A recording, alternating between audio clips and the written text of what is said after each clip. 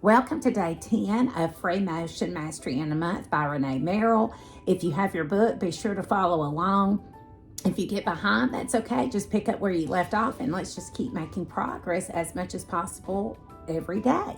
So it's already 8 o'clock again, and I'm determined to stick with this because it is so easy to stop, isn't it? When we have so much going on in life. But even if I don't get to do everything to the degree that I want to do it, I want to hang in there with it, and I hope you're hanging in there with me. So today we're going to be working on S curves. And I want to encourage you to spend a little more time reading about the S curves because there's a whole lot more to that. It's been a little more difficult for me to grasp the S curves. So I want to ask you to be sure to refer to Ranae Merrill's video about S-curve yoga, and that will give you some explanation of some things to remember. So day 10 in the book is on page 54. So it will tell you what to work on. We're continuing to work on the 6 basic shapes and tracing those with our tracing sheet. And then today we are working on the S-curves tracing sheet. After you do that, then you will be drawing in your sketchbook. So I'm going to get out my sketchbook and try to show you a few S-curve designs. There are many of them. I'm only going to probably work on 1 or 2 because they're a little challenging for me. So here we go. I'm going to try to demonstrate one of the S-curves here with an open feather. So here we go. Over, under, and then I'm going to trace back under, over, and over, under, over, over, under, over, over. Oh, I think I said that one wrong. Okay, so this one's going over and then under, and then over, over, under, over, over, under, over, over, under, over, over, under, over, over, under.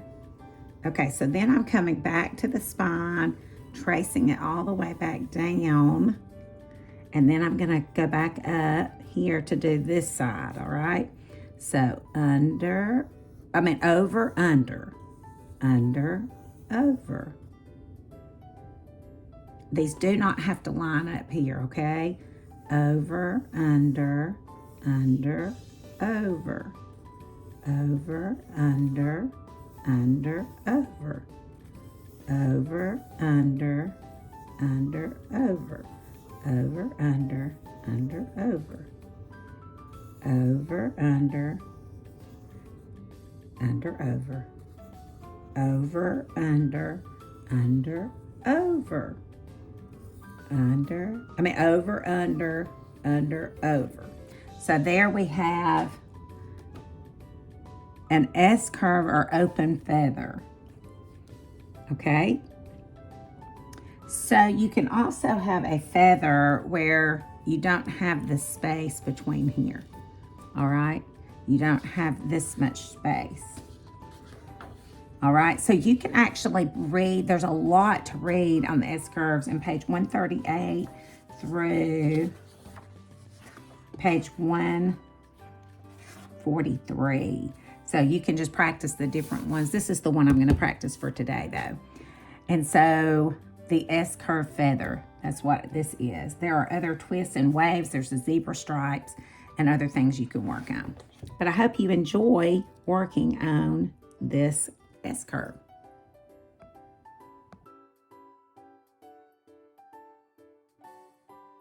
As you will notice, I went around the circle in the middle first, and then I ran out of bobbin and had to refill it. So now I'm going around each petal, and yes, I have this sped up by 5 times the speed, so I'm not going this fast.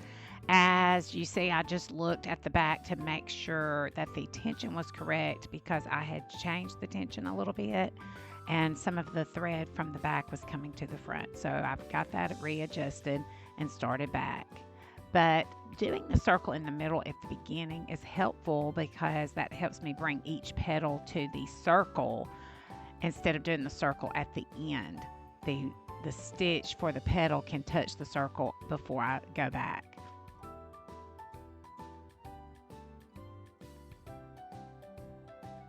So after you do your tracing and working on your S-curves and doing your quilt yoga and all the fun things, you can get another large print block and quilt around it. Now this may be your last one. If you're doing an 8x8 layout, this may be your last one. You may have done 8 by now. And if you're doing the 9x7, 9 blocks that are the large print, tomorrow will be the last time we go around the large designs. So here we are on day 10, and this is the 8th block I believe I've done large print. Still a work in progress, still adjusting the speed a little bit because I sew on this machine for other things, and then when I adjust that speed and I come back, I'm like, oh, I don't have it at the exact place. So I'm still a work in progress, but here it is up close, having fun. I hope you all have had a wonderful quilt day. I have been teaching a class today at Thread with some wonderful ladies. We are working on a modern improv quilt.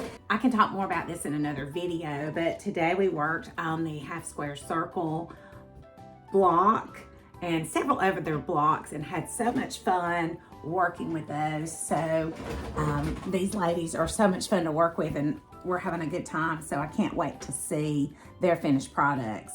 But if you haven't done a modern improv quilt, that might be something to look into.